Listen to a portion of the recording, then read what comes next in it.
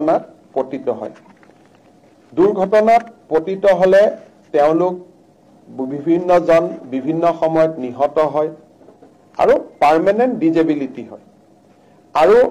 Permanent ডিজেবিলিটিৰ লগত কেতিয়াবা partial ডিজেবিলিটিও হয় তাৰমানে এটা হল ডেথ এক্সিডেন্টেল ডেথ দুৰ্ঘটনা জড়িত মৃত্যু দুৰ্ঘটনা বুলি কওঁতে ৰোড এক্সিডেন্টৰ পৰা ফায়াৰ আউটব্ৰেকৰ পৰা বানপানীৰ পৰা গোটেইখিনিক দুৰ্ঘটনা বুলি ধৰা হয় আৰু তেওঁলোকৰ পাৰ্মানেন্ট ডিজেবিলিটিও হয় পাৰ্চিয়েল ডিজেবিলিটিও হয় ৰাজ্য চৰকাৰে ষ্টেট বেংক অফ ইণ্ডিয়া আৰু আন বেংকসমূহৰ লগত এটা বিশেষ চুক্তি স্বাক্ষৰ কৰিব যাৰ জৰিয়তে যাৰ স্যালাৰি একাউণ্ট যোন বেংকত আছে ধৰি ললো মোৰ স্যালাৰি একাউণ্ট ষ্টেট বেংকত আছে মোৰ স্যালাৰি একাউণ্ট পাঞ্জাব নেশ্যনেল বেংকত আছে মোৰ স্যালাৰি একাউণ্ট ইণ্ডিয়ান অভাৰসিজ বেংকত আছে যি বেংকত স্যালাৰি একাউণ্ট থাকে তেওঁলোকে আমাৰ লগত হোৱা চুক্তি অনুসৰি ৰাজ্য চৰকাৰৰ কোনোবা কৰ্মচাৰী দুৰ্ঘটনাত নিহত হলে 1 কোটি টকা পৰিয়াললৈ তেওঁলোকে ইন্স্যুৰেন্স প্ৰিমিয়াম হিচাপে আগবঢ়াব যদি পাৰ্মানেন্ট ডিজেবিলিটি হয় টোটাল ডিজেবিলিটি তেতিয়া হলেও 1 কোটি টকা তেওঁলোকক আগবঢ়াব আৰু যদি পাৰ্চিয়েল ডিজেবিলিটি হয় তেতিয়া হলে 80 লাখ টকা আগবঢ়াব এটো এটা আমাৰ ৰাজ্য চৰকাৰৰ কৰ্মচাৰীৰ কাৰণে এটা বৃহৎ হকা হ'ব যে যিকোনো এক্সিডেন্ট বানপানীৰ সময়ত চৰকাৰী কাম কৰোতে আৰক্ষীয়ে সন্ত্ৰাসবাদীৰ বিৰুদ্ধে যুঁজোতে এই ধৰণৰ ঘটনা প্ৰবাহত পৰিয়ালটোৱে নিহত হলে 1 কোটি টকা লাভ কৰিব আৰু পাৰ্মানেন্ট ডিজেবিলিটি হলে 1 কোটি টকাই পাব পাৰ্চিয়েল ডিজেবিলিটি হলে 80 লাখ টকা পাব আৰু যদি বেমাৰত মৃত্যুবৰণ কৰে চৰকাৰে দিয়া গোটেই খা সুবিধাবিলাকৰ উপৰিও এই এগ্ৰিমেন্টৰ জৰিয়তে বেংকটোৰ পৰা তেওঁলোকে 10 লাখ টকা অতিৰিক্তকৈ পাব তাৰমানে life insurance coverage additional 10 lakh accident insurance coverage 1 কোটি আৰু পাৰ্চিয়েল ডিজেবিলিটি হলে 80 লাখ টকা এটো আমাৰ ৰাজ্য চৰকাৰৰ কৰ্মচাৰীসকলৰ ভগৱানে নকৰক কিন্তু যদি কেতিয়াবা তেওঁলোকৰ খুব এনেকুৱা ধৰণৰ পৰিবেশ হয় তেতিয়ালে ই এটা ডাঙৰ সিকিউৰিটি সিস্টেম হিচাপে পৰিয়ালটোৰ ওচৰত কাম কৰিব এইখিনিৰ পৰিৱৰ্তেও চৰকাৰে যি সুবিধা আজিলৈকে আগবঢ়াইছে এইখিনি চলি থাকিব এইখিনি অতিৰিক্ত সুবিধা আমি দিছো কিন্তু এজন চৰকাৰী কৰ্মচাৰী মৰিলে ফ্যামিলিটোৱে 60 বছৰ বয়সলৈকে পেনশন পায় জিপিএফ যিবিলাক পায়ে থাকিব এইখিনি হল তেওঁলোকলৈকে আমি আগবঢ়োৱা এটা অতিৰিক্ত সুবিধা ইয়াৰ পিছত আমাৰ কেবিনেটে আজি অহা 2 অক্টোবৰত আৰম্ভ কৰিব পৰাকৈ 39খন সম জিলা অসমীয়াত নাম হ'ব সম জিলা ইংৰাজীত নাম হ'ব সাব ডিস্ট্ৰিক্ট তাক অনুমোদন কৰে এই সাব ডিস্ট্ৰিক্ট 39খন হল ধুবুৰী জিলাৰ বিলাসীপাৰা গোলকগঞ্জ বঙাইগাঁৱৰ অভয়াপুৰী কামৰূপৰ ৰঙিয়া নগাঁৱৰ কলিয়াবৰ ৰহা বিশ্বনাথৰ গহপুৰ আৰু বিহালী এখন গহপুৰত হ'ব এটা বিহালীত হ'ব লখিমপুৰৰ ঢকুৱাখানা ধেমাজিৰ জোনাই তিনিচুকীয়াৰ মাৰ্ঘেৰিটা খদিয়া ডুমডুমা শিৱসাগৰৰ নাজিৰা ডিমৌ যোৰহাটৰ তিতাবৰ গোলাঘাটৰ বোকাখাট সৰুপথাৰ দেৰগাঁও কাছাৰৰ লক্ষীপুৰ গোৱালপাৰাৰ গোৱালপাৰা ৱেষ্ট কামৰূপ মহানগৰৰ দিছপুৰ ডিমৰীয়া নিউ গুৱাহাটী জালুকবাৰী দৰঙৰ চিপাজাৰ দলগাঁও মৰিগাঁও জাগিৰোড লাহৰীঘাট হোজাই লামডিং শোণিতপুৰ জিলাৰ ঢেকিয়াজুলি নদুৱাৰ ডিব্ৰুগড়ৰ খোৱাং দুলিয়াজান টিংখং নাহৰকটীয়া চৰাইদেউৰ মাহমৰা কৰিমগঞ্জৰ পাথাৰকান্দি ৰামকৃষ্ণ নগৰ এই কেইখনত আমাৰ সাব ডিস্ট্ৰিক্ট বা সম জিলা আমি আৰম্ভ কৰিম অহা 2 অক্টোবৰৰ পৰা কেবিনেটে আজি এই সম জিলাসমূহক স্বীকৃতি দিয়ে এতিয়াৰ পৰা মাটিবাৰীৰ কাম-কাজ বিভিন্ন এমএলএ ফান্ড আনপ্ৰাইড ফান্ড এক্সাইজ ৰিলেটেড যিমান বিলাক কাম-কাজ হয় এই গোটেই বিলাক সম জিলাতে আমি সমাপন কৰিব পাৰিম আজি আমাৰ কেবিনেটে অতিৰিক্তভাৱে 20 লাখ পৰিয়াল নহয় জনসংখ্যা 20 লাখ জনসংখ্যাক পৰিয়াল যদি আমি এভাৰেজ 4 জন কৰি ধৰো 5 লাখ হ'ব 20 লাখ জনসংখ্যাক অতিৰিক্তভাৱে ৰেচন কাৰ্ড দিয়াৰ বাবে সিদ্ধান্ত গ্ৰহণ কৰে 15 ছেপ্টেম্বৰৰ পৰা ৰাইজে আবেদনো কৰিব পাৰিব আৰু জিলা ভিত্তিক বিতৰণো আমি 15 ছেপ্টেম্বৰৰ আগতে আমি কৰি দিম ইউৰ ৰাইজৰ বাবে এটা সহায় হ'ব যে 20 লাখ লোকে অতিৰিক্তকৈ ৰেচন কাৰ্ড লাভ কৰিব আমাৰ 19 নৱেম্বৰৰ দিনটো আমি ইতিমধ্যে ঘোষণা কৰিছিলো যে সিদিনাখন ৰেষ্ট্ৰিক্টেড হলিডে হ'ব বীৰ ৰাঘৱ মৰাণ দিৱস হিচাপে ইয়াক চৰকাৰে পালন কৰিব উইথ ৰেষ্ট্ৰিক্টেড হলিডে এই বিষয়টো আজি কেবিনেটে অনুমোদন দিয়ে আজি কেবিনেটে আমাৰ অসমৰ প্ৰচলিত ইণ্ডাষ্ট্ৰিয়েল পলিচি আৰু ষ্টাৰ্টআপ পলিচি এই দুইটা পলিচিক আমি এক্সপায়াৰি হৈ গৈছিলে ইয়াক আমি অনিৰ্দিষ্ট কাললৈ এক্সটেনশন আমি দিও যাতে ইনভেষ্টমেন্টৰ যেটো নতুন ধাৰা অসমত আহিছে হি যাতে অব্যাহত থাকিব পাৰে জাগিৰোডৰ টাটাৰ সেমি কণ্ডাক্টৰ ইণ্ডাষ্ট্ৰিৰ সমীপতে টাটা গ্ৰুপক এখন হোটেল তাজ হোটেল খুলিবৰ বাবেও আজি ৰাজ্য চৰকাৰে অনুমোদন দিয়ে ইয়াৰ ফলত সেমি কণ্ডাক্টৰ ইণ্ডাষ্ট্ৰিৰ লগতে তাজ হোটেল এখনো নতুনকৈ জাগিৰোডত প্ৰতিষ্ঠা হ'ব ই পৰ্যটন ক্ষেত্ৰকো শক্তিশালী কৰিব সেমি কণ্ডাক্টৰ ইণ্ডাষ্ট্ৰিৰ কাৰণে অহা বিভিন্ন বিনিয়োগ উদ্যোগপতি ব্যৱসায়ীসকলকো ই থকা মেলাৰ সুবিধা প্ৰদান কৰিব অসম চাহ নিগমৰ আমাৰ আসাম টি কৰ্পোৰেচনৰ চৰকাৰৰ অধীনত থকা গুটেই কেইখন বাগিচাত আজি আমি 20% পূজাৰ বানস আমি ঘোষণা কৰিছো আপোনালোকে জানে যে এতিয়া গুটেইবোৰ বাগিচা আমাৰ লগত নাই বহুত কেইখন বাগিচা আমি লিজ আউট কৰি দিছো কিন্তু যি কেইখন বাগিচা আমাৰ লগত আছে আৰু লিজৰ ডিউৰেচন চাই যেটো সময়লৈকে চৰকাৰৰ লগত আছিলে এই গুটেই সময়খিনিৰ কাৰণে আজি আমি 20% পূজাৰ বানস চৰকাৰে ঘোষণা কৰিছে আৰু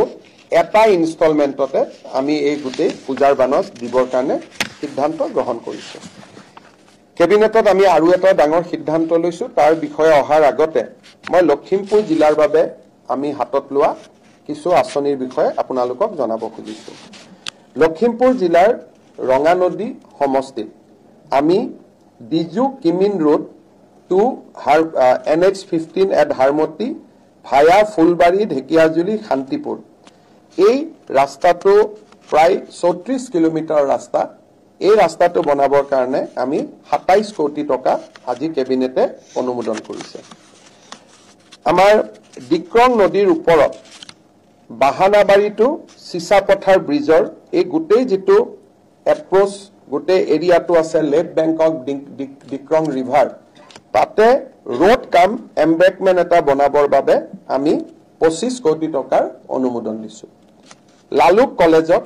বিজ্ঞান শাখা এটা প্ৰতিষ্ঠা কৰাৰ বাবেও লালুক কলেজত বিজ্ঞান শাখা এটা প্ৰতিষ্ঠাও আজি আমি অনুমোদন দিছো নাওবৈছা বিধানসভা সমষ্টিত Kharkhati bridge Asumoni Khalmara PWD road from Pabha Chariali / Sonapur to Chisapathar Bihpuria link road via Adi Elengi সত্ৰ এই গোটেই ৰাস্তাটো 30 কিলোমিটাৰ এই ৰাস্তাটো নিৰ্মাণ কৰাৰ বাবে দুটা পৰ্যায়ত হ'ব আমি 44 কোটি টকা দিছো কিন্তু একেলগে আমি নিৰ্মাণ নকৰো দুটা পৰ্যায়ত ইয়াক আমি নিৰ্মাণ কৰিম 44 crores rupees আৰু আছেৰে কাটা গোৱালবাৰী বালিগাঁও দফলাকটা বালিভেটা আৰু এই এডজইনিং এৰিয়াটো গৰাখহনীয়াৰ পৰা ৰক্ষা কৰিবলৈ আমি 24.98 লাখ টকা অনুমোদন দিছো লখিমপুৰ বিধানসভাত বগী নদীত এটা আটক ধুনিয়া অডিটৰিয়াম আৰু গেষ্ট হাউস এটা নিৰ্মাণৰ বাবে আমি 15 কোটি টকা অনুমোদন দিছো লখিমপুৰৰে মইনাপৰা 28 চুক টু গুনমা নদী Pratap Singh via Kalansuk including NH15 Bogi নদী টু নাম্বাৰ 2 তাৰিয়নি জাংৰাই গৰম বজাৰ ৰোড 23 কিলোমিটাৰ ৰাস্তা এই 23 কিলোমিটাৰ ৰাস্তা বনাবৰ কাৰণে আমি 19 কোটি টকা 18.76 লাখ টকা অনুমোদন দিছো ঢকুৱাখানা বিধানসভা সমষ্টিৰ বাবে ঢকুৱাখানাৰ বৰ্তমান 30খন বিছনাযুক্ত চিকিৎসালয় আমি 200খন বিছনাযুক্ত জিলা হস্পিটাললৈ উন্নত কৰাৰ বাবে আজি কেবিনেটে অনুমোদন জনাইছে ফাট বিহুত এটা কালচাৰেল কমপ্লেক্স নিৰ্মাণ কৰাৰ বাবে কেবিনেটে 20 কোটি টকাৰ অনুমোদন আগবঢ়াইছে বিপুৰীয়া বিধানসভা সমষ্টিত মাধৱদেৱ জন্মক্ষেত্ৰ তাতে দুখন ধাম আছে এখন আমাৰ লেটেকু পুখুৰী আৰু এখন উজিৰৰ টোল এই দুইখন আৰু তাৰ ৰাস্তাটো সুন্দৰ কৰি নিৰ্মাণ কৰাৰ বাবে আমি 30 কোটি টকাৰ অনুমোদন দিছো তাত এটা পইচা ৰাস্তাত খৰচ হ'ব আন দুটা পইচা দুইখন থানত খৰচ কৰা হ'ব আৰু অনিৰুদ্ধ দেৱ জন্মক্ষেত্ৰৰ বাবে আমি 15 কোটি টকাৰ এটা আঁচনি অনুমোদন কৰিছো লখিমপুৰৰ লগত সম্পৰ্ক নহয় তথাপিতো যোৱাকালি আহোতে মই চাই আহিছিলো কাৰণে বিহালী সমষ্টিৰ বেডেটিত এখন নতুন মডেল ডিগ্ৰী কলেজ স্থাপনৰ বাবে আজি কেবিনেটে অনুমোদন দিছে এইখিনি হল লখিমপুৰ এতিয়া মই এটা সিৰিয়াস বিষয়বস্তু লৈ আহিছো আপোনালোকে জানে যে অসম চুক্তিৰ 6 নম্বৰ দফা ৰূপায়ণৰ ক্ষেত্ৰত জাষ্টিস বিপ্লৱ শৰ্মা কমিটি গঠন কৰা হৈছিল আৰু কমিটিৰ ৰিকমেন্ডেশন দিওতে আমি কৈছিলো যে কমিটি আমাক 3 বছৰ এই বিষয়টো পৰীক্ষা কৰাৰ কাৰণে সময় দিছে আৰু আমি পৰীক্ষা নিৰীক্ষা কৰি আমি ৰাজ্য চৰকাৰৰ আউটাৰ ভিতৰত অহা ৰিকমেন্ডেশন বিলাক আমি ৰূপায়ণ কৰিম আৰু যিখিনি কেন্দ্ৰীয় চৰকাৰৰ আউটাত আহে তাক আমি কেন্দ্ৰীয় চৰকাৰৰ সৈতে আমি টেক আপ কৰিম আজি আমি জাষ্টিস বিপ্লৱ শৰ্মা কমিটিৰ ৰিপৰ্টটো কেবিনেটত পুংখানুপুংখভাৱে আমি আলোচনা কৰিলো আৰু আলোচনা কৰাৰ পিছত ইয়াত টোটাল 67টা ৰিকমেন্ডেশন আছে 67 ৰিকমেন্ডেশন আৰু এই 67 ৰিকমেন্ডেশনৰ 57 ৰিকমেন্ডেশন আজি আমি ৰূপায়ণৰ বাবে অনুমোদন কৰিছো অৰ্থাৎ জাষ্টিস বিপ্লৱ শৰ্মা কমিটিৰ 67টা অনুমোদনৰ বিপৰীতে 57টা অনুমোদন আমি ৰূপায়ণ কৰাৰ বাবে সিদ্ধান্ত গ্ৰহণ কৰিছো সদৌ অসম ছাত্ৰ সন্থা আৰু আন সংগঠনসমূহৰ লগত কথা পাতি আমি 57টা ৰিকমেন্ডেশন 2025 চনৰ 15 এপ্ৰিলৰ আগতে আমি ৰূপায়ণ কৰাৰ বাবে আজি কেবিনেটে এটা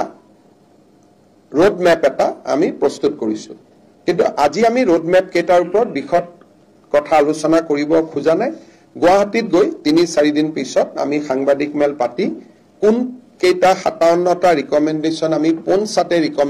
ইমপ্লিমেন্ট কৰিব খুজিছো তাৰ বিষয়ে আমি অৱগত কৰিম আৰু ইয়াৰ ভিতৰতে গ্ৰুপ অফ মিনিষ্টাৰ্ছে সদৌ অসম ছাত্ৰ সন্থাৰ লগত কথা পাতি বাকি কি ধৰণে এই 57 ৰিকমেন্ডেশন আমি ইমপ্লিমেন্ট কৰিম তাৰ বিষয়ে ঐক্যমতত অহাৰ বাবেও আমি সিদ্ধান্ত লৈছো বাকি যি 10টা ৰিকমেন্ডেশন থাকি যাব ভাৰত চৰকাৰৰ পৰ্যায়ত সেইকেইটা পৰ্যায়ক্ৰমে আমি ভাৰত চৰকাৰৰ লগত টেক আপ কৰিবৰ বাবে সিদ্ধান্ত লৈছো ইয়াৰ এটা দুটা ৰিকমেন্ডেশন ইতিমধ্যে ভাৰত চৰকাৰে ৰূপায়ণ কৰিছে আৰু এই বিষয়ে বাকি 10টা ৰিকমেন্ডেশন আমি ভাৰত চৰকাৰৰ লগত আলোচনা কৰি সময় উচিত সিদ্ধান্ত লোৱাৰ বাবে চেষ্টা কৰিম অৰ্থাৎ আজি যদি আমি ক'ব যাওঁ বিপ্লৱ শৰ্মা কমিটি টোটাল ৰিপৰ্ট আছিল 67 তাৰে 57টা আমি ইমপ্লিমেন্ট কৰিম ইমপ্লিমেন্টেশনৰ পৰ্যায়ত যাওঁতে জনজাতীয় ভাষা সংস্কৃতি এইবিলাকৰ ওপৰত যাতে আঘাত নপৰে তাৰ কাৰণে আমি 6 শিডিউল যিবিলাক অথৰিটি আছে ডিমা হাছাও কাৰ্বি আলং আৰু বড়োলেণ্ড তেওঁলোকৰ অনুমতি লোৱাৰ পিছতহে সেই অঞ্চলবিলাকত এই ৰিকমেন্ডেশন বিলাক আমি ইমপ্লিমেন্ট কৰিম তেনেকে ভাষাৰ ক্ষেত্ৰত কেইটামান ৰিকমেন্ডেশন ইমপ্লিমেন্ট কৰাৰ আগতে আমি বৰাক উপত্যকা ৰাইজৰো অনুমতি ল'ব লাগিব কিন্তু বাকি ৰিকমেন্ডেশন 6 শিডিউল আৰু বৰাক উপত্যকাক বাদ দিলে 57টা ৰিকমেন্ডেশন আমি লগে লগে আমি ইমপ্লিমেন্ট কৰিম বাকি যিকেইটা ৰিকমেন্ডেশন সংবেদনশীলতাৰ কাৰণে বৰাক উপত্যকা আৰু 6 শিডিউলত পোনছাতে ৰিকমেন্ড কৰিব নোৱাৰি আলোচনা নকৰাকৈ সেইকেইটাৰ বিষয়েও আমি সদৌ অসম ছাত্ৰ সন্থাক বিশ্বাসত লৈ আমি সেই ক্ষেত্ৰত আমি আগবাঢ়িম এক প্ৰকাৰ ক'ব গ'লে বহুত দিনে অসমৰ ৰাইজে অপেক্ষা কৰি আছিল যে বিপ্লৱ শৰ্মা কমিটিৰ ৰিপৰ্ট কেতিয়া ৰূপায়ণ হ'ব আজিৰ পৰা এটা ৰূপায়ণৰ যেটো প্ৰক্ৰিয়া সেই প্ৰক্ৰিয়া আৰম্ভ হ'ল 57 ৰিকমেন্ডেশন আমি 15 এপ্ৰিল 2025 ভিতৰত আমি ইমপ্লিমেন্ট কৰি দিম বাকি 10টা চেন্ট্ৰেল গভৰ্ণমেণ্ট ৰিলেটেড ৰিকমেণ্ডেশ্যন সেইটো মই দিল্লীৰ লগত কথা পাতি সময় উচিত সিদ্ধান্ত লোৱাৰ বাবে আমি প্ৰচেষ্টা কৰিম। এইখিনিয়ে ক'বলগীয়া আছিল। আপোনালোকৰ যদি কিবা প্ৰশ্ন আছে সুধিব। বাকী কেইবাটাও আজি কেবিনেটত আলোচনা হৈছিল, আমাৰ মোৰ টুইটত বা আন ধৰণে আপোনালোকে পাই যাব।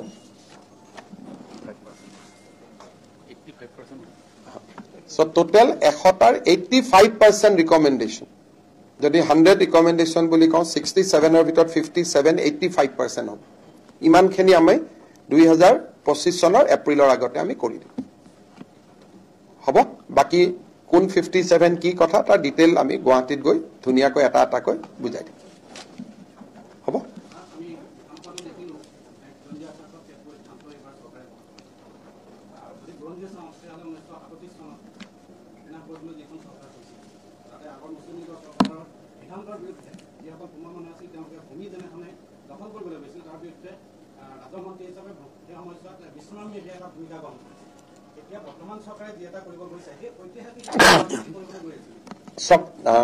আমি লোৱা ব্যৱস্থা, বিপ্লৱ শৰ্মা কমিটিয়ে লেণ্ডৰ ওপৰত দিয়া ব্যৱস্থা আৰু আমি ভাবি থকা আৰু নতুন ব্যৱস্থা, এই গোটেইখিনি যদি আমি লগ কৰি দিওঁ তেতিয়াহ'লে 2000 এপ্ৰিললৈকে অসমৰ অসমীয়া মানুহ, য'ত মই অসমীয়া বুলি কওঁতে বৰাকত মই বৰাকৰ জনগোষ্ঠীক বুজাইছোঁ বা জনজাতীয় লোকসকলক বুজাইছোঁ, আমি এটা ডাঙৰ সুৰক্ষা চক্ৰ এটা নিৰ্মাণ কৰিব পাৰিম। আৰু মইতো বিপ্লৱ শৰ্মা কমিটিৰ ৰিপৰ্ট দেখি আজি ভাল কৰি পঢ়িছোঁ। সেই ৰিপৰ্টতকৈও আৰু আমি কেইবাটাও অতি মহত্বাকাংক্ষী ৰাজহ ব্যৱস্থা আমি ভাবি থৈয়ে দিছিলোঁ। এইখিনিতো কৰিমেই, লগত ইয়াতকৈও আমি আৰু কেইবাটাও আমি ইমপ্লিমেণ্ট কৰিম, যাৰ ফলত মোটামুটি মাটি অসমীয়া মানুহ বা অসমীয়া বুলি কওঁতে মই গোটেই খিলঞ্জীয়া জাতি জনগোষ্ঠী বুজাইছোঁ, আমাৰ হাতৰ পৰা যোৱাটো বহুত অসুবিধা হ'ব আৰু বহুত মাটি আমি ঘূৰাইও আনিব পাৰিম।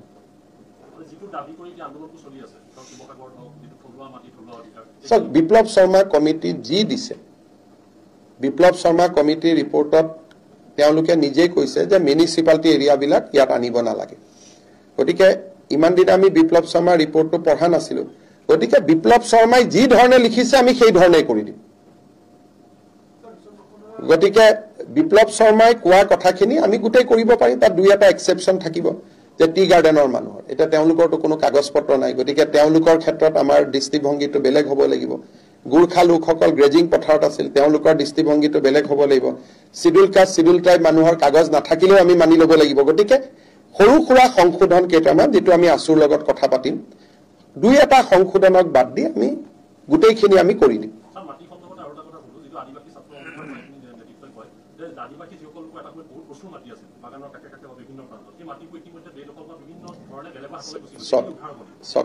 মইতো আৰু ভগৱান নহয়, যিমানটো কৰিব পাৰো কৰি দিম,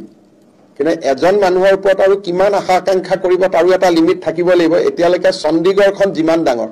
সিমান মাটি আমি এতিয়ালৈকে এভিকশ্যন কৰিছো।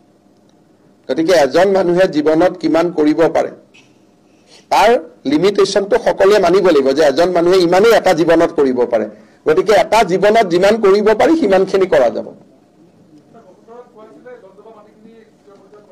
ইয়ালৈকে নাযাওঁ নেকি, আজি ইমান ডাঙৰ কথাখিনি ক'লো আৰু এতিয়া জলডোবালৈকে গ'লে আৰু গোটেই কথাটো ডাইলিউট হৈ যাব। মোক ৰাতিপুৱা সুধি ল'ব।